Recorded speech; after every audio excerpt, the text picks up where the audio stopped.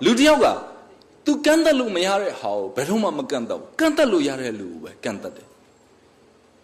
다 루리의 통장 아그 베일로베 또 라멘이오 또 깐달로 메야오 에이로 또 루리오 깐다데 라멘이오 마지야오 소자와로 저너로 더와와디야 루라이오 베라래 디 라멘이오 루라이 지ခွင့်ရှိတယ်ကျွန်တော်တို့လည်းကြည့်ခွင့်ရှိတယ်အားလုံးလည်းကြည့်ခွင့်ရှိလာမင်းကြီးကိုမကြည့်ရပါဘူးကဲကြည့်တော့ဘာဖြစ်လဲဘာမှမဖြစ်ကျွန်တော်အဖေရဲ့အချင်းတီးကြဖို့ဒီလိုပြောပြရင်သိမှာမဟုတ်ပါဘူးကျွန်တော်ညီကိုမောင်နှမ9ယောက်နဲ့ပြောပြပါမယ်အားလုံးမွေးလိုက်တာ9ယောက်2နှစ်ချာ1ယောက်ပဲအဖေအချိန်မမအောင်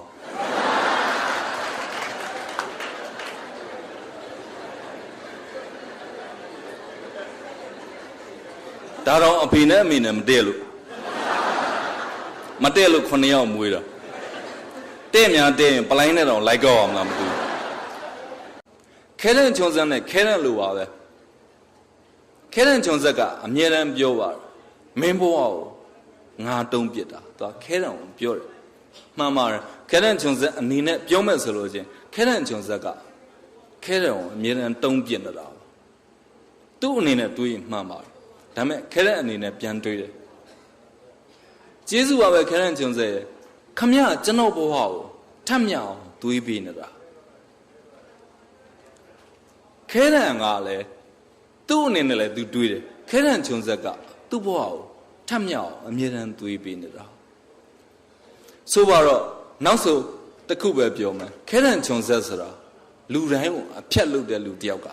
ဘယ်တော့မှခဲတဲ့ချုံစက်လို့လူဟာသူ့တမိုင်းကိုသူမရေးနိုင်ပါဘူးခဲတဲ့လို့လူပါပဲသူ့တမိုင်းကိုသူရေးနိုင်ပါကျွန်တော်ဟောပြောပွဲတွေကိုသိပြီးတော့လိုက်ပြောလို့မရှိပါဘူးဒါပေမဲ့အခုကတော့ကိုယ်နာလည်းနီးတယ်ဒီရန်ကုန်ပြည်သက်တွေနဲ့တွေ့လို့ကျွန်တော်ကလာပြီးတော့ပြောတာပါကျွန်တော်ဟောပြောပွဲသွားမယ်ဆိုတော့အင်ကြီးတွေပါလေလဲတော့ကျွန်တော်အမေကမေးပါတယ်ဟဲ့နေပဲသွားမလဲကျွန်တော်ပြောပါတယ်မြောက်ကလာမှာဟောပြောပွဲရှိတယ်ဟောပြောပွဲတော့သွားပြောမယ်ဆိုတော့အမေကဟဲ့ဘာလို့သွားပြောမှာလဲငါတို့အမျိုးမှာလေလူရှိသူရှိမှာစကားပြောကောင်းတာတယောက်မှမရှိဘူးတဲ့ပြီးတော့သူပြောသေးတယ်နင်းကစကားတော့လေးလုံးကိုအောင်မပြောတတ်ပဲနဲ့လူရှိသူရှိဘာသွားပြောမှာလဲအဲ့ဒါကျွန်တော်သူ့ပြန်ပြောတာပေါ့အမေရဲ့ကျွန်တော်လဲဇာတ်ဆရာဖြစ်နေပြီဆိုတော့စကားလေးတော့ပြောတတ်မယ်ထင်တာပဲဆိုတော့အမေကကျွန်တော်ပြောတယ်ဟဲ့တဲ့တော့မပြောနဲ့တဲ့တို့အမျိုးမှာလူရှိသူရှိစကားပြောကောင်းတာတယောက်မှမရှိဘူးတဲ့ကျွန်တော်ဆက်ပြီးတော့ပြောပြပါမယ်အကယ်၍ကျွန်တော်ပြောမှဆိုမှရှိရင်ကျွန်တော်အပြစ်မတင်ပါနဲ့အမိပြောတဲ့အတိုင်းပါပဲမျိုးရိုးရှိပါတယ်လူရှိသူရှိစကားပြောမကောင်းဘူးဆိုတဲ့မျိုးရိုးပါအဲ့တော့အပြစ်တင်ခြင်းမျိုးရိုးသာအပြစ်တင်ပေးပါသူတရီထီအောင်မြင်တယ်အောင်မြင်မှာပေါ့ तू ကဘေလူဝထက်သွားညီဘေလူဝသွားတော့မညီဘူးအဲ့လိုရုပ်အဆိုးဆုံးကောင်းကျွန်တော်ကတင်ရိုက်တာရုပ်ရှင်ရိုက်တော့ပထမပိုင်းတော့ကျွန်တော်တို့ဒီရန်ကုန်မှာဆိုလို့ရှိရင်ရုပ်ရှင်ရိုက်မယ်ရုပ်ရှင်ကားတကားကိုတင်မယ်ဆိုလို့ရှိရင်သမရကနေပြီးတော့မင်းသားကိုကြည့်ပါတယ်သူပရိသတ်အားလုံးစိတ်ဝင်စားမှရန်ကုန်မြို့မှာယုံပေးတင်ပါတယ်အဲ့တော့ဘေလူဝါလို့ကောင်းမျိုးဘယ်သူကစိတ်ဝင်စားမှာလဲဘယ်သူမှစိတ်မဝင်စားဘူးဒါပေမဲ့ကျွန်တော်ဇက်ရဲ့ကောင်းမှုကျန်တဲ့ပတ်မှုကောင်းမှုနဲ့ကျွန်တော်တို့အဲ့ကာတမရမှာတင်ဝင်ရပါတယ်ဝင်ငွေစံချိန်လည်းချိုးခဲ့ပါတယ်ကျွန်တော်ကလည်းအဲ့လိုမျိုးပေါ့ press show မှာမင်းသားတွေချီးကိုပဲကျွန်တော်တို့အပတ်စဉ်ပြနေရပါတယ်ဒီကားဘာကားမို့လို့လဲဘာကောင်းလို့လဲဆိုပြီးတော့ပြပါတကယ်ပြတဲ့အချိန်မှာလည်းဝင်ငွေစံချိန်ချိုးတယ်ချိုးတော့ကျွန်တော်ကတိတ်ပြီးတော့ဂုံယူတာဘလူးဇက်ကဝါရှိအနောက်မှာထားဝတ္ထုစံညုံအကြည့်တော်လေနည်းနည်းမှမဟုတ်တာကျွန်တော်အရှိမမတက်ရဓာတ်ပုံနေအရိုက်ခံပရိသတ်ကတော့သိတဲ့အတိုင်းပဲမင်းသားလာကြည့်လို့ဟဲ့လွင်မိုးကြီးတော့ဟဲ့ကျော်သူကြီးတော့ဘေလူဝါလေးတော့ဟဲ့ဘေလူဝါလေးချစ်စရာလေးဖြစ်နေတာကျွန်တော်ကြတော့တယောက်မှမသိဘူးကိုကလည်းဘယ်ရမလဲကိုရှိကိုအနောက်ကခံပြီးတော့ဓာတ်ပုံနေအရိုက်ခံတတော်လေးကြတော့ကျွန်တော်စိတ်ဝင်စားတဲ့အတော်ကြီးတယောက်တဖြည်းဖြည်းချင်းကပ်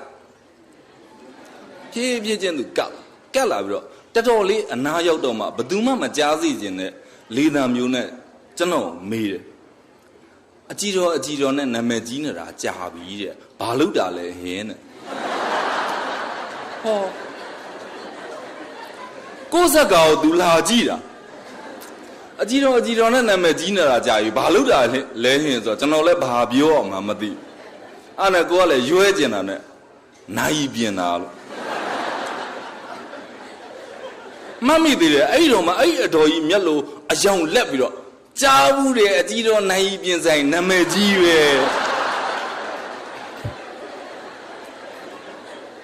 နိုင်ပြည့်လာပြင်အောင်မှာအဲ့လိုပါပဲကျွန်တော်ပထမဆိုကိုမိတ်ဆက်တာပါပထမဆိုဟောပြောပွဲကပို့ဆိုးပါကျွန်တော်လာဖိတ်တဲ့လူကအကြီးတော်ရဲ့ဘာလို့မှမသိဘူးနိုင်ပြင်တယ်လို့သူထင်လားမသိပါဘူးလိုက်ခဲ့ပါတဲ့ငါတို့နဲ့မှာဟောပြောပွဲလေးလုပ်ချင်လို့တဲ့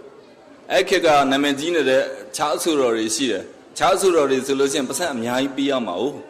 အကြီးတော်ကျတော့စိုက်ကောင်နဲ့ခေါ်လဲလိုက်တယ်အဲ့လိုသတင်းကြီးနေလားမသိဘူးလားဖိတ်တယ်အဲ့နဲ့သူ့ကျွန်တော်အတန်တန်ညင်းပါတယ်ကျွန်တော်စကားမပြောတတ်ဘူးလူရှိသူရှိစကားမပြောတတ်ဘူးကျွန်တော်တို့မျိုးရိုးကစကားမပြောတတ်တာအဲ့ဒီတော့မလိုက်ပြစီနဲ့ဆိုတော့လိုက်ခဲ့ပါကြီးတော်ရဲ့ခမရလိုက်ခဲ့အစဉ်ပြေပါပြီဆိုတော့ဝနပြောသလိုပဲကျွန်တော်အမတန်အညာလွယ်တာရုပ်သာကျန်တာအကုန်အညာလွယ်တယ်အဲ့နဲ့လိုက်ခဲ့မယ်ဆိုပြီးတော့အမဘန်ကတိခံပြီးတော့သူ့ပြန်လှုပ်လိုက်တယ်ကျွန်တော်အနောက်ကနေယထာတက်တန်ကားတက်တန်နဲ့လိုက်ရတယ်သူတို့ရွာကိုရောက်တဲ့အချိန်မှာကျွန်တော်မိသွေးကားပေါ်မှာရောက်နေတယ်လူလည်းအတော်မဲတူးနေပြီကိုရုပ်တော့ကိုမမှတ်မိတော့ကားပေါ်ဆင်းတော့လာကြိုတဲ့လူကနောက်တစ်ယောက်ဖြစ်နေတယ်ကျွန်တော်လာဖိတ်တဲ့လူမဟုတ်သူကလည်းအမတန်ယဉ်ကျေးပါတယ်ကျွန်တော်အင်ကြီးကြွကြီးနဲ့ကျွန်တော်မြင်တာနဲ့ကျွန်တော်ကားပေါ်ဆင်းလာတာမြင်တာနဲ့ဟဲ့အောင်နဲ့မင်းလာစာရေးဆရာအချင်းတွေကတော်ကောင်းနေပြီကျွန်တော်တို့ဟောပြောပွဲသွားတဲ့ထုံးစံပေါ့ကျွန်တော်တို့အလုပ်ကိုကျွန်တော်တို့လုပ်ရမှာဆိုတာသိတယ်အဲ့ဒါနဲ့ကျွန်တော်ဟုတ်ပါတယ်ကျွန်တော်စာရေးဆရာအကြီးတော်ပါခမရဆိုတော့ तू ကခေါင်းညှိပြီးတော့အေးတယ်ဒီရွာမှာကျွန်တော်နဲ့ပြောတတ်တာငါတယောက်ပဲရှိတယ်ဆိုလိုတာ तू အရင်ကြီးဆုံးပဲတရွာလုံးမှာကျွန်တော်နဲ့ပြောတတ်တာ तू တယောက်ပဲရှိတယ် तू အရင်ကြီးဆုံးပဲဟုတ်ကဲ့ကျေးဇူးတင်ပါတယ်ဆို तू ကဘေးနားမှာငုတ်တုတ်ထိုင်နေတယ်ဆောင်းတွင်းကြီးလုံကြီးတစ်ထည်ပါတယ်ခေါင်းမှာလုံကြီးတစ်ထည်ပတ်တာတယ်အဲ့လူကြီးကငုတ်တုတ်ထိုင်အဲ့လူကို तू ကခြေမားနဲ့ကလော်ဖျောင်းတကြီးရဲ့နှုတ်ဆက်လဲလေဒါစာရေးဆရာအကြီးတော့ तू ခြေမားနဲ့ကလော်တာတကြီးအဲ့ဒါကျွန်တော်အချင်းကြီးကျွန်တော်တော်တော်သဘောပေါက်သွားပါပြီဒါပေမဲ့ကျွန်တော်စိတ်မနာပါဘူးဟောပြောပွဲထုံးစံအတိုင်းကျွန်တော်တို့ရောက်တဲ့နေရာမှာသွားပြီးတော့စကားပြောပြရမယ်ဗာမယ်အဲ့ဒါကိုကျွန်တော်သိပါအဲ့နဲ့ကျွန်တော်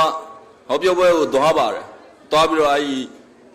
ဟောပြောပွဲမဲခမ်းမကိုရောက်ပါတယ်ရောက်တော့အဲ့မှာ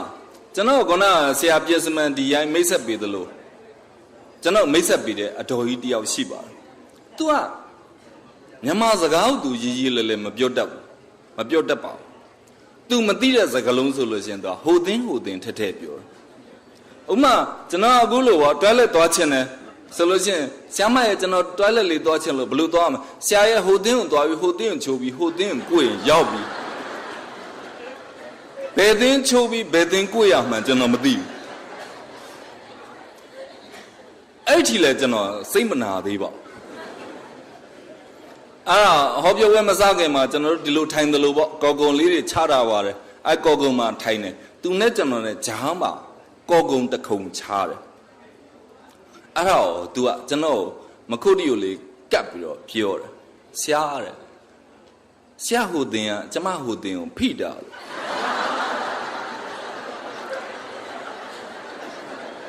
အတော်ဝေးပါတယ်ဂျားမှာကော်ကုံတစ်ခုံချရတဲ့အတွက်ကျွန်တော်ဟိုတင်သူ့ဟိုတင်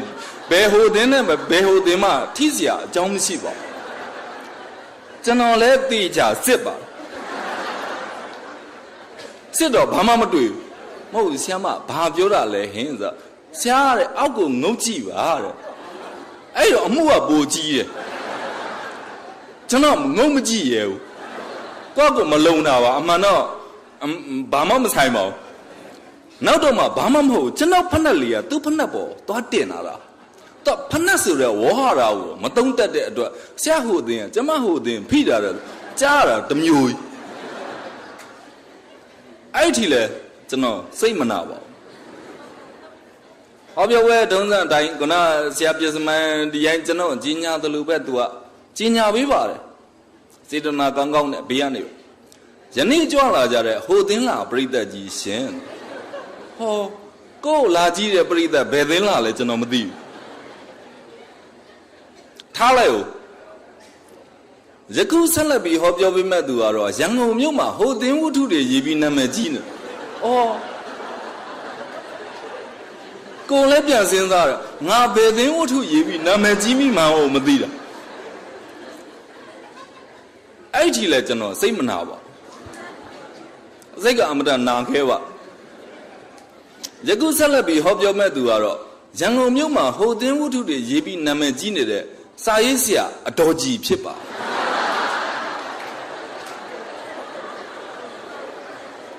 တွားရောဖုံးကညာတစ်ပါးကြောင့်လုံးရပြားသွားအဲ့ဒီလေစိတ်မနာသေးဘူးကျွန်တော်နဲ့ပြောတဲ့လူကကျွန်တော်မျက်နှာကြည့်လိုက်ပြန်ငုတ်ကြည့်လိုက်မျက်နှာကြည့်လိုက်ပြန်ငုတ်ကြည့်လိုက်လုံးတော့ကိုယ်လည်းနည်းနည်းတော့ရှိုးလို့ရှမ်းတော့ဖြစ်လာတယ်ဗျအဲ့နဲ့ကိုကလည်းဟိုရှက်ပြစ်လုံးပြီးတော့ခမရကျွန်တော်အရင်တော့အဖိုးကြီးမှတ်နေတာမဟုတ်လားအခုလူငယ်လေးထင်လို့ခမရအံ့ဩနေတာမဟုတ်လားဆိုတော့ကျွန်တော်မျက်နှာကြည့်ဟုတ်မင်းကအစအဖိုးကြီးထင်နေတာမှန်တယ်ဒါပေမဲ့အဖွားကြီးဖြစ်နေလို့အံ့ဩနေတာသူတသက်မှလည်းမုတ်စိတ်နဲ့အဖွားကြီးဒီတယောက်မြင်မှုဝုံပေါ်အဲ့ဒါကျွန်တော်စင်မော်တက်ပါတယ်ဟောပြောပွဲစင်မော်တက်ပါတယ်စတင်ဟောပြောပါတယ်ဟောပြောတော့ကျွန်တော်အောက်ကိုရည်ကြည့်တော့အားလုံးပေါင်း22ယောက်တီးတီးရှိပါတယ်တိုင်းရင်းသားဝတ်စုံနဲ့ကျွန်တော်အကုန်ငေးနေကြတယ်အရှိမကလေးနှစ်ကောင်ဂျွန်းထိုးတယ်သူတို့အချင်းချင်းသဲနဲ့ပတ်တယ်သဲနဲ့ပတ်လို့ဝိုင်းကျွန်တော်ပဲလှည့်ပြီးသဲနဲ့ပတ်တယ်အဲ့ဒါကျွန်တော်လည်းဘာပြောမှမသိတာကျွန်တော်ဟိုဟာတာတစ်ခုဟောပြောပွဲမှာဟောပြောပွဲအထုံးစံအရာကျွန်တော်ဟာတာတစ်ခုပြောပြတယ်တယောက်မှမရည်ကိုပြောလို့မရည်တော့ကိုကဘာဆက်ပြောမှမသိအဲ့ကြောင်တောင်နဲ့ကြည့်အဲ့ဒီထက်ပိုကောင်းတဲ့ဟာတာကျွန်တော်ဟာတာသမားပါအဲ့ပိုကောင်းတဲ့ဟာတာတစ်ခုထပ်ပြောပြတာ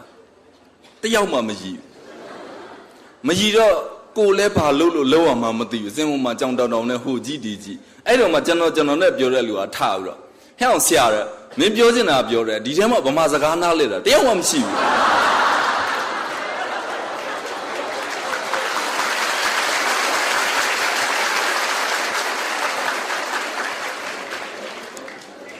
ဗမာစကားနားမလဲတော့ကျွန်တော်လည်းပြောကောင်းကောင်းနဲ့ပြောလိုက်တာကျန်တဲ့လူတွေကတော့ကျွန်တော်ကြောင်ကြည့်ပေါ့အရှိကလေးနှစ်ကောင်ကတော့ဂျွန်းနေထိုးသူတို့ချင်းချင်းသင်းနဲ့ပတ်လို့ဝါလို့ရှင်ကျွန်တော်ပဲလှည့်ပြီးသင်းနဲ့ပတ်တော်တော်လေးကြာလာတဲ့အချိန်ကြတော့အနောက်ကထမေရင်ရှားနဲ့အတော်ကြီးတယောက်သူကတီးမခံနိုင်တော့ထပြီးဟဲ့အဲ့ကောင်ဘယ်တော့ကားပြမှာလဲကျွန်တော်လည်းဘာပြောရမှမသိဘူးအဲ့တော့မှကျွန်တော်နဲ့ပြောတတ်တဲ့လူကြီးကထပြီးဟာတဲ့ဒီဟာတော့ကားပြတဲ့ပွဲမဟုတ်လေတဲ့ဒီလိုပဲစကားပြောနေတာတဲ့ပြောတော့မှအဲ့အတော်ကြီးကသူ့ထမေကိုဘတ်ကနေရင်ပြန်ရှားပြီးတော့အရှိကကျွန်တော်သင်းနဲ့ပတ်နေတဲ့နှစ်ကောင်ဂုတ်ကဆွဲပြီးတော့ဟဲ့နင့်ပထွေဒီညမကဘူးတဲ့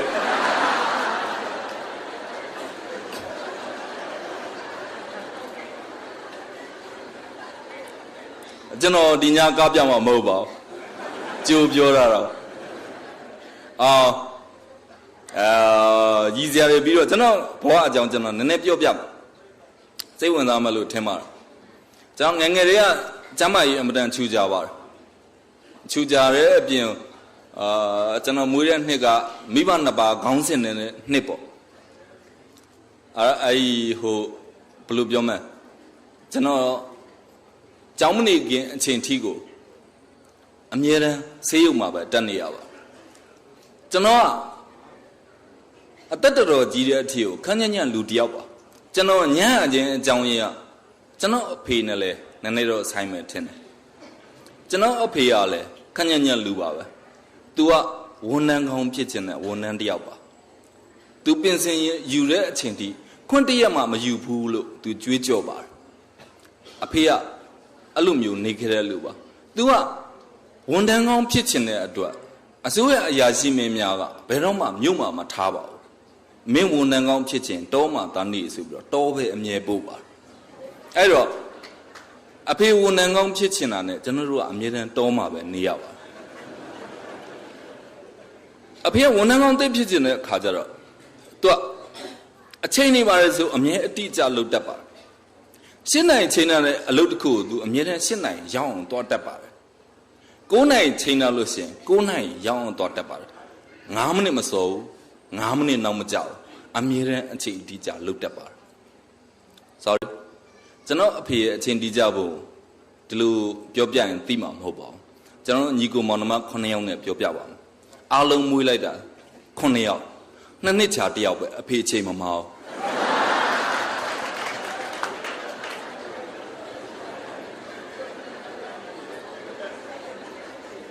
ဒါတော့အဖေနဲ့အမေနဲ့မတည့်လို့9ယောက်မွေးတာတဲ့များတဲ့ရင်ပလိုင်းနဲ့တော့လိုက်ကောက်အောင်လားမသိဘူး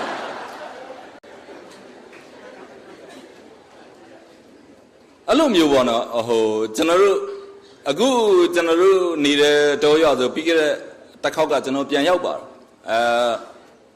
အရင်တော့အနက်ရောင်နယ်မြေလို့ပြောပါတယ်ခလဲတကွန်နိုင်စာအခုတော့အညိုရောင်နယ်မြေလားမသိဘူးနည်းနည်းတော့ဒီဘက်ကိုလာပြီပေါ့ဟိုအများကြီးတော့မဟုတ်ဘူးပေါ့နည်းနည်းလေးတော့ညို့လာတငယ်ချင်းတွေလည်းအရင်တိုင်းပါပဲကျွန်တော်ရောက်တော့အဲ့မှာတငယ်ချင်းတွေနဲ့ဆုံကြတဲ့စကားတွေပြောကြတော့အဲ့မှာတငယ်ချင်းတယောက်ကပြောပါတယ်တငယ်ချင်းရဲ့ဟိုဘက်ရွာမှာအလှလုံးလို့တဲ့ကျွေးတာသိကောင်းတာပဲတဲ့ဘာတွေကျွေးလဲဆိုတော့အိုက်စခင်တွေကျွေးတယ်ကျွန်တော်နားထဲမှာကြားဘူးနေကြပါပဲအိုက်စခင်ဆိုတာအိုက်စခရင်ကိုသူပြောတဲ့ဟာကိုကျွန်တော်နားထဲမှာကြားဘူးနေကြပါပဲအိုက်စခင်တွေကျွေးတယ်ဆိုတော့ကျွန်တော်အဲ့ဒီသူ့နယ်ရောက်တော့ကျွန်တော်အဲ့ဒီဟာကိုရုပ်ပြခွဲခြားလို့မရတော့အဲ့ဒါနောက်တစ်ယောက်ကိုကျွန်တော်မေးတယ်ကျွန်တော်နဲ့တူတူထိုင်နေတဲ့တယောက်ဟဲ့အိုက်စခင်လို့ပြောတယ်အဲ့ဒါဘာလဲဆိုတော့အနောက်တငယ်ချင်းတယောက်ကပြောတယ်ဟာတဲ့ဒီကောင်ဘိုးလိုပြောစရာနာတယ်အိုက်စခင်ဆိုတာဘာမဟုတ်ဘူးတဲ့ဖာလူတာကိုပြောတာဟောအိုက်စခင်နဲ့ဖာလူတာအဝေးကြီးဖြစ်နေပြန်အောင်အဲ့နဲ့ကိုယ့်အကူပဲစုံစမ်းတော့မှဆိုပြီးတော့ဟိုဘက်ရွာကိုသွားစုံစမ်းတော့ဘာမှမဟုတ်ဘူးအဲ့ဒီအလှမှတိုက်လိုက်တာစပကလင်း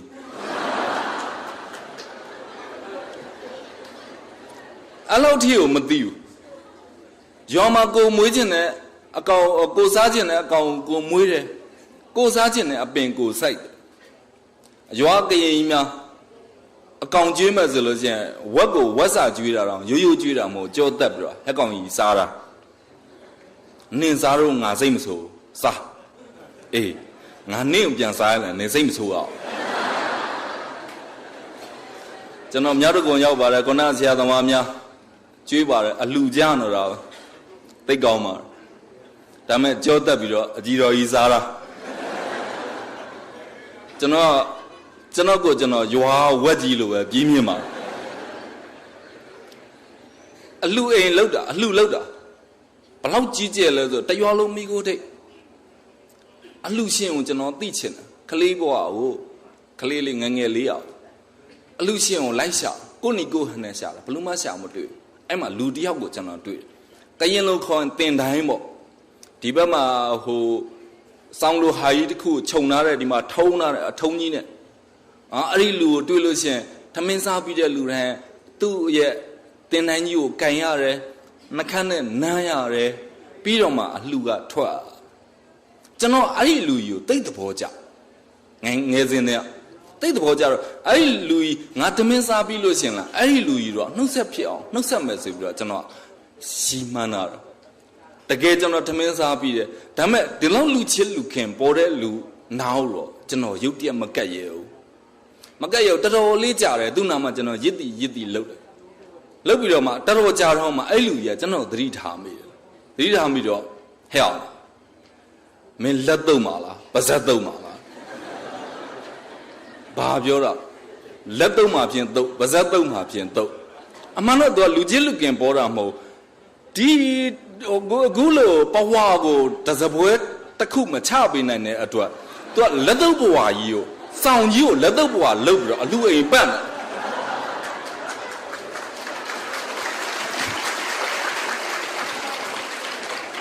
တွေ့တဲ့လူတိုင်းကသူ့ကိုလက်တွေသုံးပါဇက်တွေသုံးဟောဒီလူရှင်ကြီးအမတသဘောကောင်းလို့လူကြီးလူကင်ပေါ်လို့နှုတ်ဆက်နေကြတာမှတ်တာမဟုတ်သူကလက်သုံးဘဝနောက်ကျွန်တော်တို့ငယ်စဉ်မှာဟိုကျွန်တော်အဲ့ကလေးကောင်တိုင်းနေပြီးတော့ကျွန်တော်တို့ဒီအဝေးပြေးကားတွေလိုပါပဲကျွန်တော်တို့ဒီတိုင်းတက်လာတော့အဝေးပြေးကားတွေရဲ့ထုံးစံအတိုင်းပါကျွန်တော်ညီရဲ့ကျွန်တော်အဖေရဲ့ကျွန်တော်ညီဆိုတာတော့2009မှာအကယ်ဒမီရပါတယ်ဒီယာမိုဇာဇော်ကကနေဒီနဲ့နောက်ခံတေဂီတာနဲ့ရသူကလည်းဒီကျောင်းနေသေးတဲ့အရွယ်3-4နှစ်ကျွန်တော်ကကျောင်းနေတဲ့အရွယ်သူငယ်တန်းအဲ့ဒီကနေပြီးတော့တက်လာတော့အဲ့ကားကအဲ့နေရာတစ်ခုမှနားတာဗောထုံးစံတိုင်းအဝေးပြေးကားတွေရဲ့ထုံးစံတိုင်းနားတော့ကျွန်တော်အဖေကမှားတယ်ဒါဟောဒီစပွဲဝိုင်းမှာလာချတာမှန်သမျှစဘာတစ်ခုမှမချမ်းသာနဲ့အဖေရှင်းမယ်โอเคကျွန်တော်ကမစားနိုင်ဘူးအဲကျွန်တော်အဖေအနောက်ကိုလိုက်တွားလက်ကိုလိုက်သွားကျွန်တော်ညီကိုမှားလိုက်တယ်မဒီမှာလာချတဲ့ဟာမှန်သမျှအကုန်စားပြစ်ဘာတစ်ခုမှမထားဘူးကျွန်တော်ညီကလည်းတာဝန်ကြီးတယ်ကျွန်တော်ပြန်ထွက်လာတဲ့အချိန်မှာကောဝါဇပွဲပေါ်ကြီးတော့ဘာမှမတွေ့ဘာဝါနေမှလည်းမသိအဲ့နဲ့ကျွန်တော်ညီကိုကျွန်တော်မေးတယ်ဘာဝါနော်မသိဘူးဆိုတော့ကျွန်တော်ဘာဝါနေမှမသိဘူးဇပွဲပေါ်မှာလည်းဘာမှမတွေ့တော့ဘလူပြောမှလည်းမသိအဲ့ဒါနဲ့ဟဲ့အရသာဘလူနေအေးတတီနဲ့မွေတတီတခါမှမစားဘူးအကွာသူ့အားကြဒီကောင်တော့သူမေး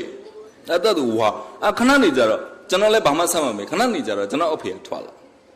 အဲ့လိုပဲကျွန်တော်မြင်တယ်လို့ပဲမြင်တယ်ဘာဝါမသိအရသာဘလို့နေလဲအေးတတီနဲ့မွေတတီကျွန်တော်အဖေကမသိငါလို့ပြန်မင်းဘာဝါနေလဲဆိုဆွဲထုတ်လိုက်တော့စနိုးတာဝါကြီးတော့ဒီအဝေးပြေးကားရဲ့ထုံးစံအတိုင်းတော့စနိုးတာဝါအရင်ချတာလာချတာအကုန်ဝါဆိုကျွန်တော်ညီဝါနေအဲ့တော့โอเคကျွန်တော်ရဲ့မူလကကျွန်တော်ရဲ့ငယ်ဘဝအကြောင်းပြန်ပြောမယ်ကျွန်တော်ငယ်လေးတအားချူချပါတယ်ဒီလောက်အကောင်ကြီးလာတော့အံ့ဩစရာကောင်းပါဒါပေမဲ့ကျွန်တော်ကံကောင်းပါမူလကကြောင်းတက်တဲ့အချိန်အားစပြီးတော့ကျွန်တော်အရန်ကံကောင်းပါ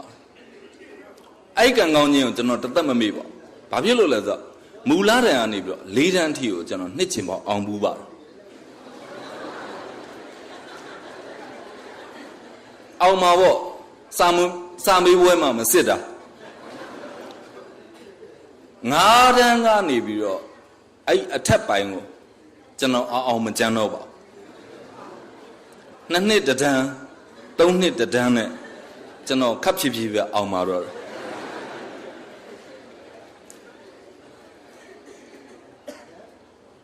ကျန်တဲ့ဘာသာရပ်မှာတအားမထူးချွန်ပါဘူးသင်္ချာဘာသာရပ်မှာတကယ်ပြောစမှတ်ဖြစ်ပါ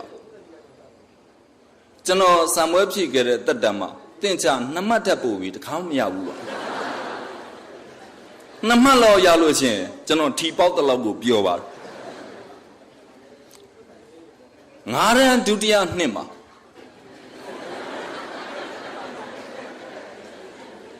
9တန်းဒုတိယနှစ်မှာစာသင်လို့ဘလို့မတက်တဲ့အတွက်ကျွန်တော်အဖေကကျူးရှင်ထားရပါ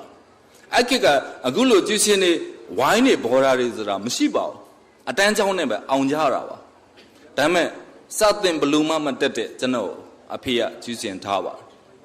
တလပဲကြာပါတယ်ကျူးရှင်ဆရာငိုပြီးတော့အဖေကိုလာပြန်အပ်ပါအဲ့နဲ့အဖေကမေးတာပေါ့ဆရာဘာဖြစ်လို့လာပြန်အပ်တာလဲ မပြောချင်တော့ဆရာပြန်သာခေါ်တာပါကျွန်တော်ကျူရှင်ကလည်းမယူပါဘူးမဟုတ်ဘူးဆရာစတင်တာဒီကောင်မကြည့်လို့လားကြည့်တယ်ဆရာမျက်ပေတုံးကြီးနဲ့ကိုထိုင်ကြည့်နေတာဒါအဖေကထပ်မိတယ်ဒီကောင်ကကျန်တဲ့လူတွေကိုရှောက်ဆောင်နေလို့လားအဲလိုလည်းမဟုတ်ပါဘူးဆရာဖယားရှိရချင်းသေးရုပ်ကြီးကြာနေတာပဲညင်နေတာစအဖေကဘာမှပြောစရာမရှိတော့အဲ့ဒါဆိုလို့ရှိရင်ဆရာက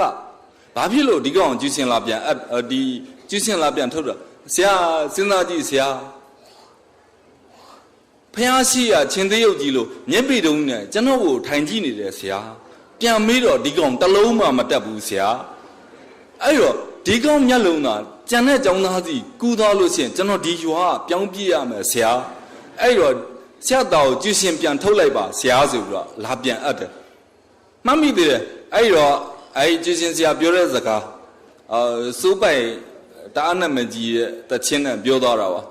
အငုံမျက်လုံးအပြုံးမျက်နှာဆိုတာသိမှာပါအငုံမျက်လုံးအပြုံးမျက်နှာဆိုတာ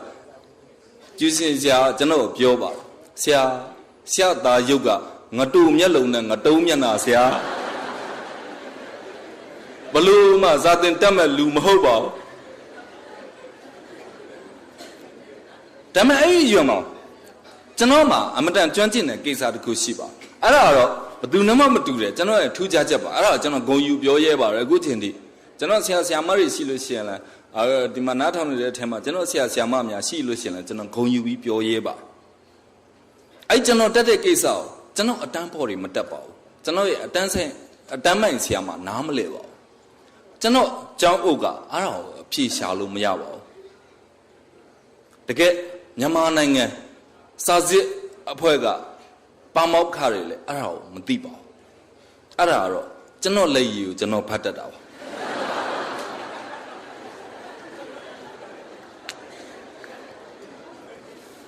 ကျန်တဲ့လူတွေတယောက်မှမဖတ်တတ်ပါဘူးအဲ့တော့ကျွန်တော်စာမွဲအောင်တာမအောင်တာမထူးဆန်းပါဘူးစစ်တမ်းတက်တရားထင်မှာကျွန်တော်ကြောင်းထွက်လိုက်ရပါ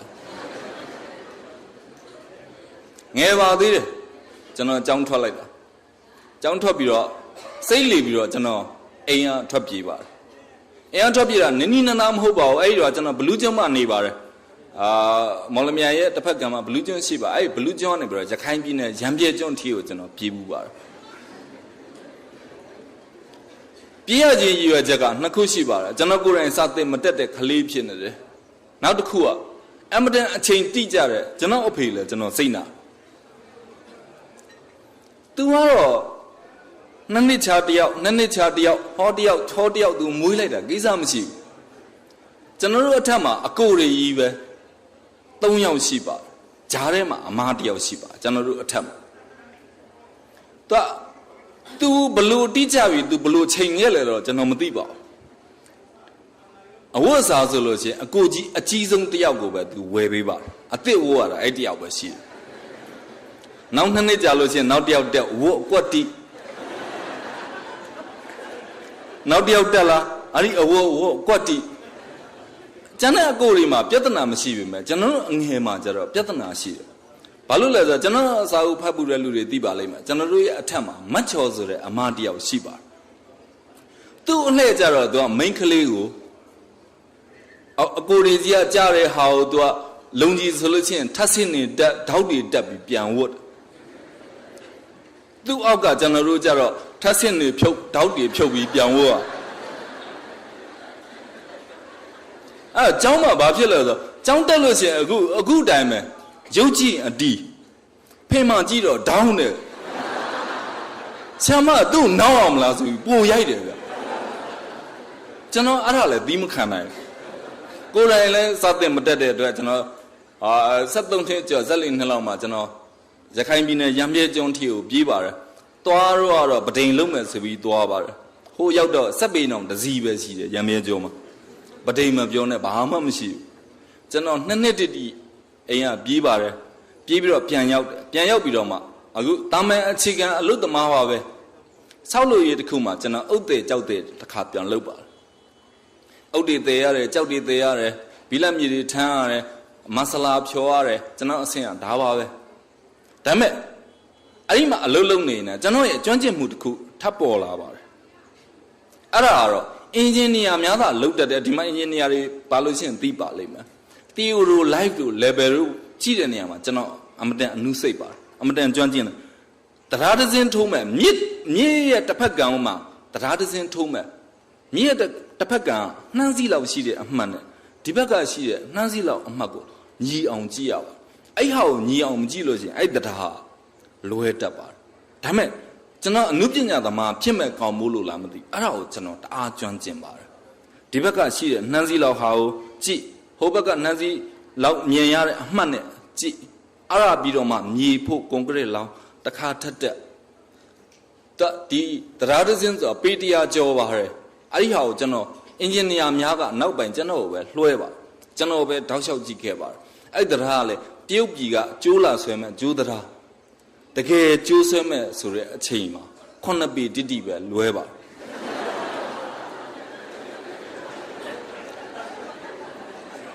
တရားပေအကျယ်မှာအလုံးပေါင်း9ပေပဲရှိပါကျွန်တော်ညာဘက်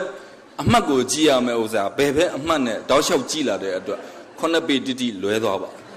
အဲ့မှာကျွန်တော်အလုပ်ပြုတ်ပါပြီးတော့မှကဲစာပေနယ်ထဲဝင်တော့မယ်ဆိုပြီးတော့ကျွန်တော်ရန်ကုန်တက်လာပါရန်ကုန်တက်လာအဲ့တော့ကျွန်တော်ရည်ရွယ်ချက်ကစာရေးဖို့ဆိုတာမဟုတ်သေးပါဘူးကျွန်တော်စာရေးကျင်စိတ်လည်းကောင်းကောင်းမရှိသေးပါဘူးဒါပေမဲ့ကျွန်တော်မှအတွေ့အကြုံအများကြီးရှိနေပါပြီဒါပေမဲ့ကျွန်တော်စာရေးမဲ့ဆိုတဲ့ရည်ရွယ်ချက်မဟုတ်ပါဘူးဒီကျွန်တော်ကိုကပကြီးကိုစမ်းစားတာပကြီးဒီဇိုင်နာလုပ်ပါတယ်အဲ့မှာသူနဲ့ကျွန်တော်ပကြီးဒီဇိုင်းလိုက်လုပ်ရပါတယ်ဒီပကြီးဒီဇိုင်းလုပ်ရတာအဲ့ခေတ်ကမလွယ်လှပါဘူးကျွန်တော်ကွန်ပျူတာတွေမပေါ်သေးတဲ့ခေတ်ပေါ့94ခုနှစ်လောက်ကကွန်ပျူတာနဲ့တအားလုပ်လို့ရတဲ့ခေတ်မဟုတ်သေးတဲ့အတွက်ကျွန်တော်တို့ကကွန်ပျူတာထုတ်တဲ့စာရွက်ကိုလက်နဲ့ကတ်ရပါတယ်အဲ့ဒီစာမျက်နှာတစ်မျက်နှာကတ်လို့ရှိရင်90ရပါတယ်စာမျက်နှာတစ်မျက်နှာကတ်လို့ရှိရင်ပတ်စံ90တီတီရပါတယ်အဲ့ဒီစာမျက်နှာအရွက်20ကတ်လို့ရှိရင်ကျွန်တော်တို့ပတ်စံ1000ကျပါ1000ရပါဒါပေမဲ့ကျွန်တော်တို့ရဲ့ထမင်းစားစည်းကတစ်နက်ကို600လောက်ကျနေပါပြီကျွန်တော်တို့ကစာမျက်နှာ20လောက်မကတ်နိုင်ကျွန်တော်တို့စာဝတ်နေရေးအဆင်မပြေပါဘူးလက်မှုဆွေစာပေစာသိပါလိမ့်မယ်ဆရာမင်းသိခထောင်ထားတဲ့စာပေပါကျွန်တော်သူ့စီမှာဖျားစာအုပ်ရောင်ပြန်နဲ့မှုကင်စာအုပ်တွေထုတ်ပါတယ်အဲ့ဒီဟာကိုကျွန်တော်တနေ့ကိုစာမျက်နှာ20ရအောင်ကတ်ရပါအဲ့ဒီမှာလဲကျွန်တော်အလုပ်ပြုတ်ခဲ့ပါတယ်ဘာမှမဟုတ်ပါဘူးဖျားစာနဲ့မှုကင်စာရောကတ်မိကျွန်တော်ကဒီရောင်ပြန်ကိုအရင်ကတ်ပါတယ်ဖျားစာကိုအရင်ကတ်ပါတယ်ကတ်လိုက်တော့အဲ့ဖျားစာမှာဘာပါလဲဆိုဘုရားရှင်ကိုတော်မြတ်တည်တဲ့တာဝတိပြည်ကနေပြီးတော့နောက်လိုက်နောက်ပါအချွေရ900နဲ့အတူကောင်းကင်ခီးရနေပြီးတော့ဇန်သမဘတ်နဲ့ကြွတော်မူသည်တဲ့ပြီးတော့ကျွန်တော်အမှုကင်နဲ့စားပလင်းနှင်းမောင်နဲ့မာကတ်စားပလင်းနှင်းမောင်ကပြောတယ်ဟိတ်မပြေးနဲ့မင်းတို့အားလုံးငါဖမ်းလိုက်မင်းရဲ့နောက်လိုက်နောက်ပါအားလုံးလက်ဒီအမှုအတွက်ဝန်ခံထားပြီးမင်းဝန်ခံမှုပဲကြံတော့တယ်ဆိုတော့ဖယား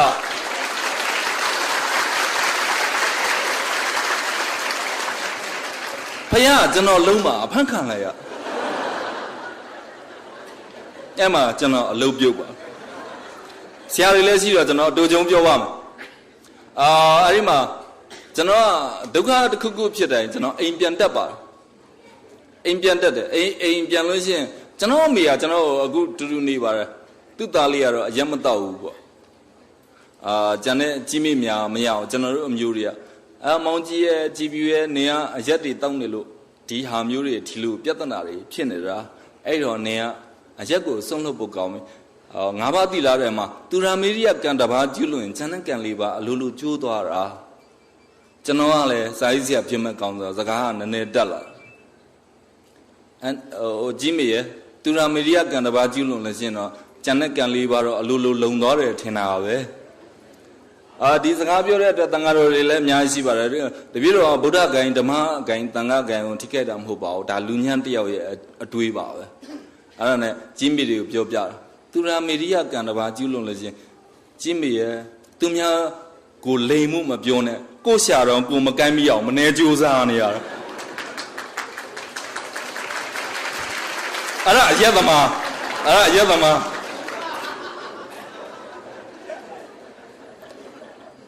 သူများပစ္စည်းခိုးဖို့မပြောနဲ့ကိုယ်အိတ်တွေကဘယ်ကောင်နှိုက်လို့နှိုက်ဝါမှန်းတော့မသိဘူးသူများအသက်သက်ဖို့မပြောနဲ့ကိုယ့်ကိုယ်တော်မြောင်းနေကြမသိအောင်မနေကြိုးစားနေရကာမေတုကပိုဝေးတယ်အိန္ဒိယမှာတခါဖြစ်သေးတယ်အရက်မှုပြီးတော့ပန်းညံနဲ့ဝင်အိတ်တာယောက်ျားရင်းမှန်ကြီးနော်ကိုယ်ဖင်နဲ့မွေဝင်လို့ဝင်မှန်းတော့မသိဘူးအဲ့ဒါကြီးမိတွေကတော့မရပါဘူးအဲ့ဒါမျိုးတွေချောင်းမပြောနဲ့နေကြုံတို့ကြုံခိုင်းအဲ့ဒါရွာဖျားမှာအရက်လူသွားမယ်ဒါကကျွန်တော်ကြီးမိတွေကြာကျွန်တော်မနိုင်အဲ့နဲ့ကြီးမိတွေနဲ့လိုက်သွားရွာတကူကြီးဖျားတက်ကဲငါဆိုတဲ့အတိုင်းလိုက်ဆိုကျွန်တော်လိုက်ဆိုရတာရှင်ဖျားကျွန်တော်စောကြည့်ပြီသူရမေရိယကိုယာတပန့်လှူဒန်းမှသည်ဖျားယာတပန့်လှူဒန်းမှသည်ဖျားလူတယ်ရန်ကုန်ပြန်လာတယ်အလုပ်လုပ်ဖို့ရန်ကုန်ကတငယ်ချင်းနဲ့တွေ့တော့မနေနိုင်ဘူးပြန်တောက်ချင်တယ်ရွာဖျားမှလှူတာတော့ဘလို့လုံးအောင်မသိဘူးအဲ့နဲ့ရန်ကုန်ကတကူကြီးဖျားပြန်သွားရတယ်သွားပြီးတော့ပြန်ရှိခိုးပြီးတော့ပြောရတယ်အရှင်ဖျားတပည့်တော့ရွာဖျားမှာတော့လှူရမ်းနာပါတယ်ဖျားအခုမနေနိုင်လို့ပြန်တောက်ပါတော့မယ်ဖျားအဲ့တော့ဖျားအချင်းချင်းသာပြောလိုက်ပါတော့ဖျားဖျားအချင်းချင်းပြောတော့ပိုရင်းနှီးပါတယ်ဖျား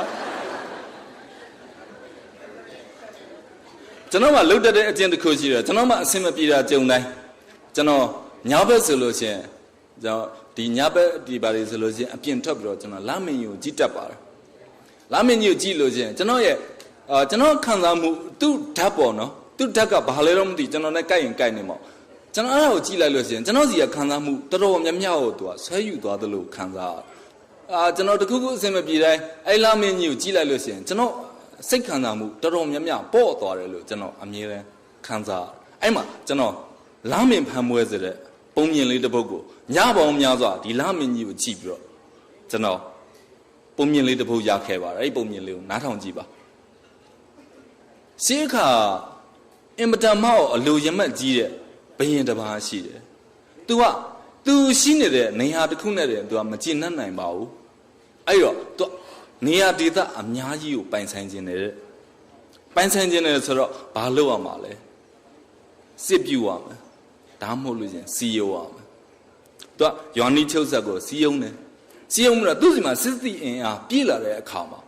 အရှိယူဇနာပေါင်းမြောက်များစွာသူစစ်ချီတယ်စစ်တိုက်တယ်ရက်စက်မှုလိုပဲဆို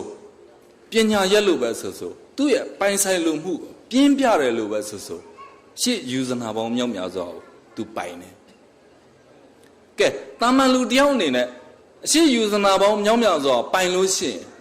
ဘာဆက်လို့ရမှာလဲဘာဆက်လို့တော့မှာလဲဘာမှမလို့တော့ပါဘူးကျွန်တော်တို့အိမ်ရှိတယ်ကိုယ့်အိမ်လေးကစီပင်သားရမြောင်းလေးကြော်ပြီးတော့ကျူးကြော်ပြီးတော့နေလို့ရှိရင်တော့ကျွန်တော်တို့ကအဆင်ပြေနေတာသိရမလားအဲ့လောက်ယူဇနာပေါင်းမြောက်များစွာကိုသူပိုင်သွားတယ်ဘာမှလုပ်เสียမလို့တော့ပါဘူးဒါမဲ့ခုနကကျွန်တော်ပြောတဲ့အလိုရမက်ကြီးတဲ့အတွက်သူကအဲ့ဒီကအရှိယူဇနာပေါင်းမြောက်များစွာစစ်တီတွေကိုသူကပြန်စုတယ်ပြီးတော့စစ်မောင်းတန်တဒူဒူနဲ့သူကအနောက်ဘက်ကိုပြန်တိုက်တယ်အနောက်ယူဇနာပေါင်းမြောက်များစွာသူတိုက်တယ်ခုနကကျွန်တော်ပြောသလိုပဲပိုင်ဆိုင်လိုမှုရှိရလို့ကပိုင်ဆိုင်မှုအတွက်ကိုပဲလုပ်ကြတယ်အဲ့တော့အလိုရမက်ကြီးတဲ့အတွက်လူကလည်းအလိုရမက်အတွက်ပဲလုပ်တယ်သူ့ရဲ့ပညာရက်လို့ပဲဆိုသူ့ရဲ့စစ်ပညာလို့ပဲဆိုသူရတယ်ပြီးတော့တောင်းတဲ့မြောက်ကိုသူထပ်တိုက်တယ်ကဲအားလုံးသူပိုင်သွားပါပြီတဲ့ကဘာမြေတစ်ခုလုံးပိုင်သွားတဲ့လူတယောက်အနေနဲ့ဘာဆက်ပြီးတော့ပိုင်ချင်ရမှာလဲဘာမှပိုင်စရာမလိုတော့ပါဘူးကဘာတစ်ခုလုံးသူပိုင်သွားပြီဘာဆက်ပိုင်ရမှာဘာမှကျွန်တော်အနေနဲ့ဒီဟာပြိဿအနေနဲ့ဆိုဘာမှပိုင်စရာမလိုတော့ပါဘူးဘာမှပိုင်ဆိုင်စရာမရှိတော့ပါဘူးအဲ့လိုပဲမြင်ကြမှာပါဒါပေမဲ့သူ့ရဲ့အလိုရမက်ကအဲ့လောက်နဲ့မတင်းနေဘူးကောင်းကင်ကလမ်းမင်းကြီးကိုပိုင်ကျင်တယ်ကောင်းကင်မောလမ်းမင်းကြီးကိုပိုင်ကျင်တယ်ဆိုတာကောင်းကင်မောလမ်းမင်းကြီးဆိုတာတဘာဝတရားပါအဲ့ဒီဟာကိုပိုင်ကျင်လို့ तू ကစီးရုံလို့မရပါဘူးခုနတော့လို့သူ့စီမှာရှိတဲ့စစ်တီအင်အားနဲ့ဒီလမ်းမင်းကြီးကိုတက်ပြီးတော့တိုက်လို့မရပါဘူးတဘာဝတရားပဲလူတိုင်းပိုင်ဆိုင်ခွင့်ရှိတဲ့အရာပဲဒီဟာကို तू ဘလို့မှတက်ပြီးတော့တိုက် လို့မရပါဘူးအဲ့တော့သူဒီဟာကိုလည်းပိုင်ခြင်းတယ်ဘာမှလည်းလုံးစရာမရှိဘူးကဲဘာလို့ကြလွယ်ပါတယ်ကဘာမြေကိုပိုင်ဆိုးရတာဘယင်ပဲ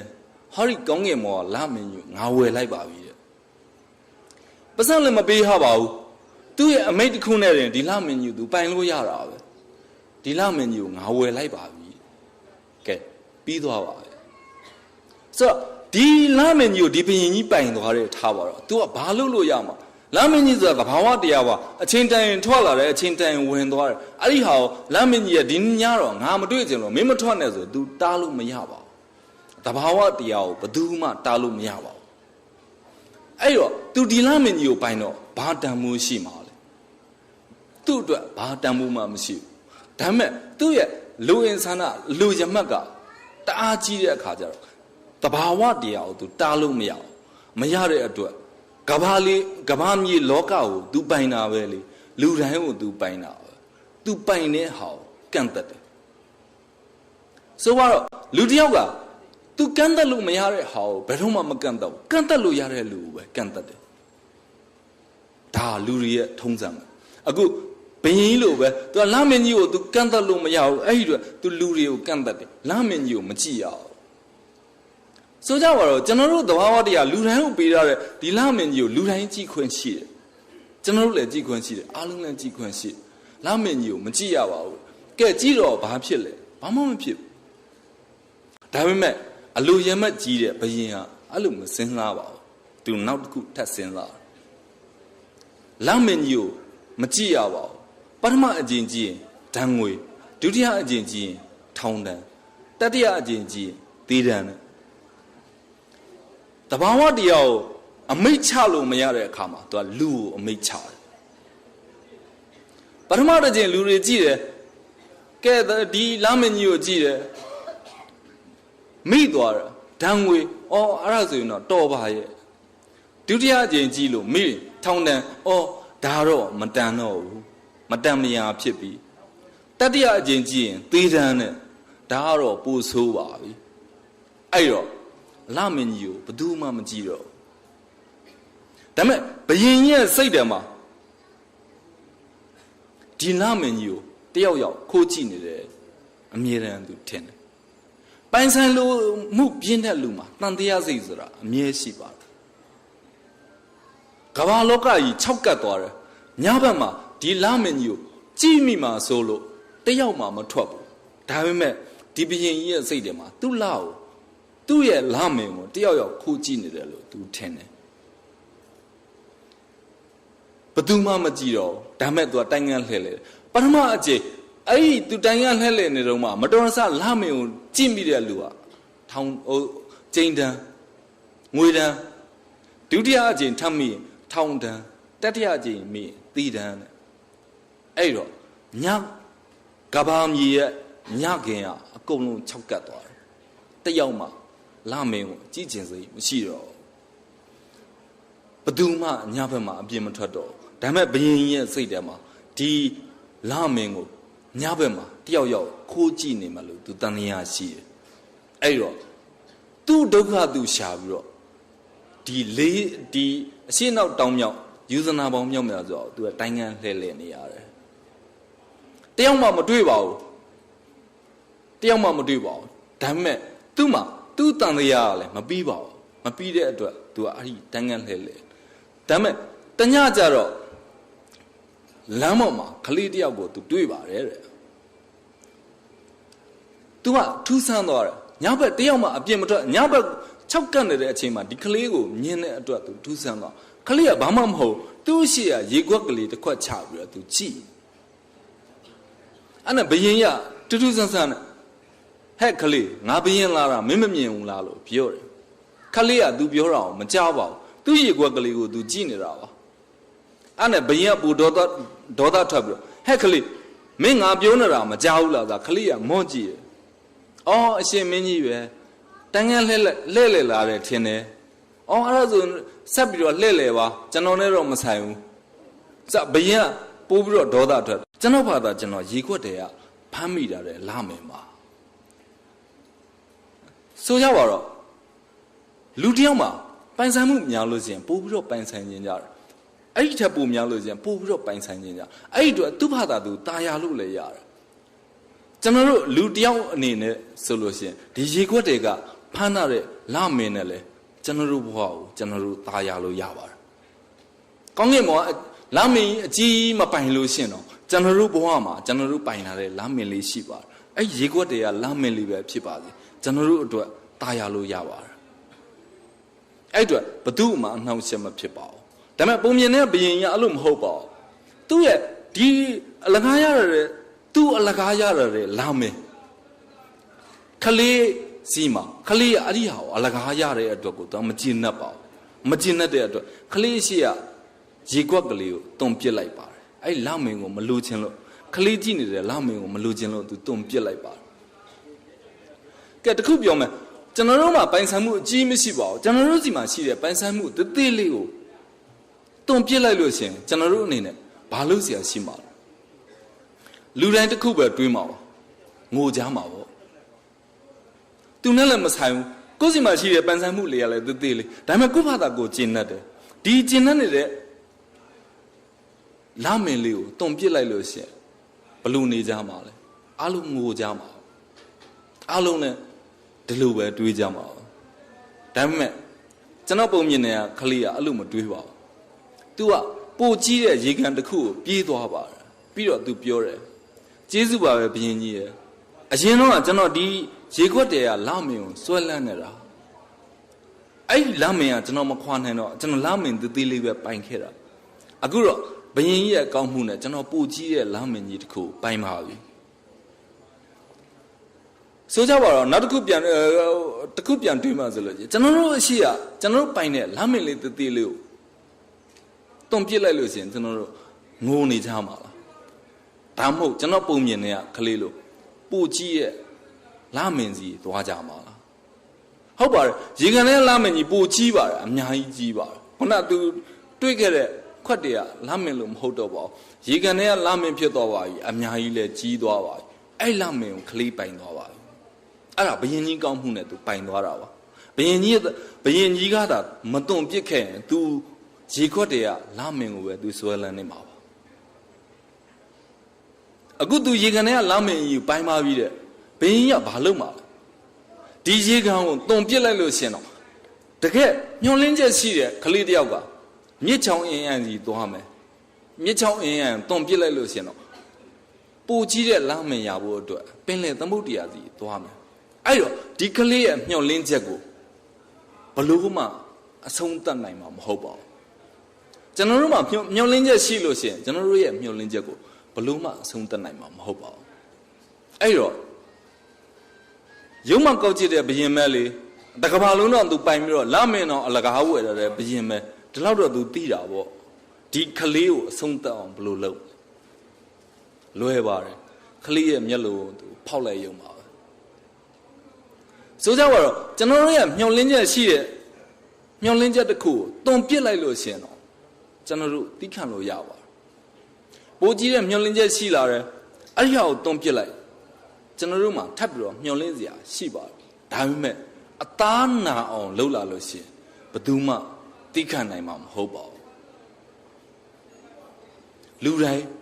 အသားနာအောင်လှုပ်တဲ့အတွက်ဘာဖြစ်မှာငိုကြွေးကြမှာပဲလူတိုင်းငိုကြမှာပဲဒါပဲမျောလင့်ချက်ရှိတော့တယ်ကျင်းစေယူငိုယုံအပြင်ဘာမှမရှိတော့ပါဘူးဒါပေမဲ့ကျွန်တော်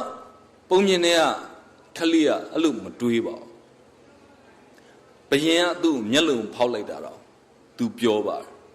ကျေးဇူးပါပဲဘယင်ရဲ့အရင်တော့ကျွန်တော်ခေါင်းထဲမှာရှိတဲ့လမင်းကိုမြင်ရဖို့အတွက်12နာရီ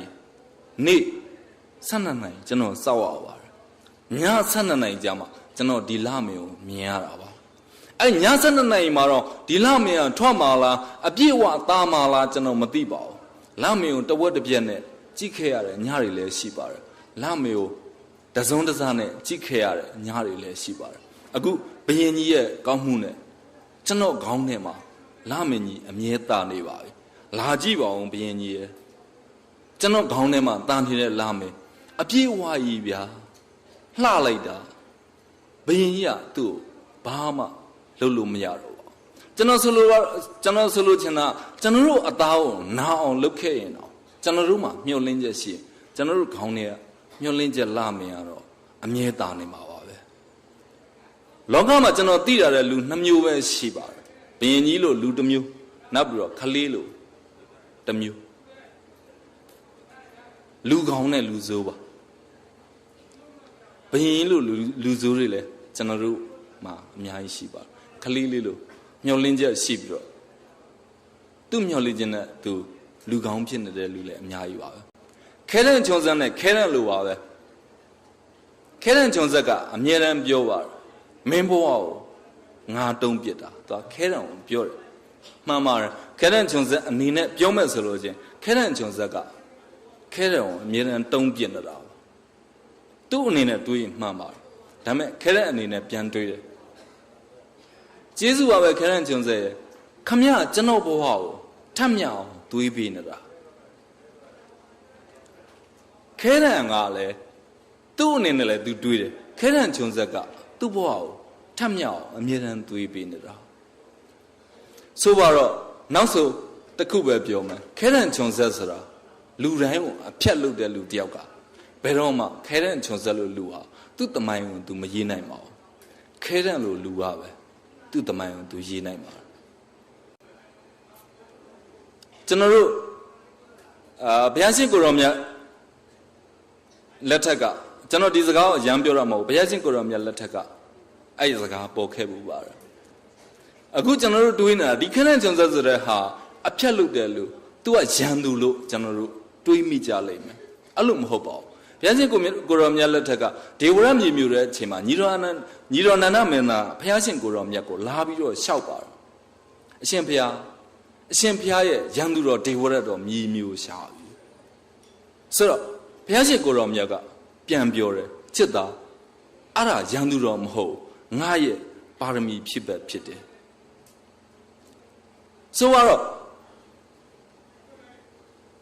သူကကျွန်တော်တို့ကရန်သူလို့မြင်တယ်ဒီကျွန်တော်တို့ကိုဖြတ်နေတဲ့လူခုနကတော့ခဲတဲ့ချုံစက်လို့လူကိုကျွန်တော်တို့ကရန်သူလို့မြင်တယ်မဟုတ်ပါဘူးပါရမီဖြစ်ပါ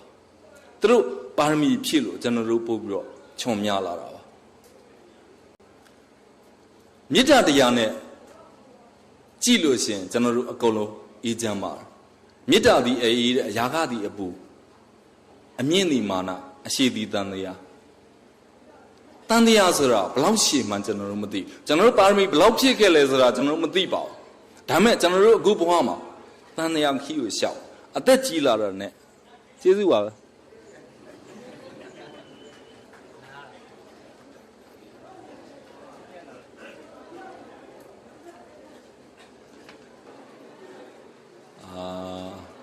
ကျွန်တော်ပြောရပြီးဖို့နောက်4နိုင်ပဲကြံတော့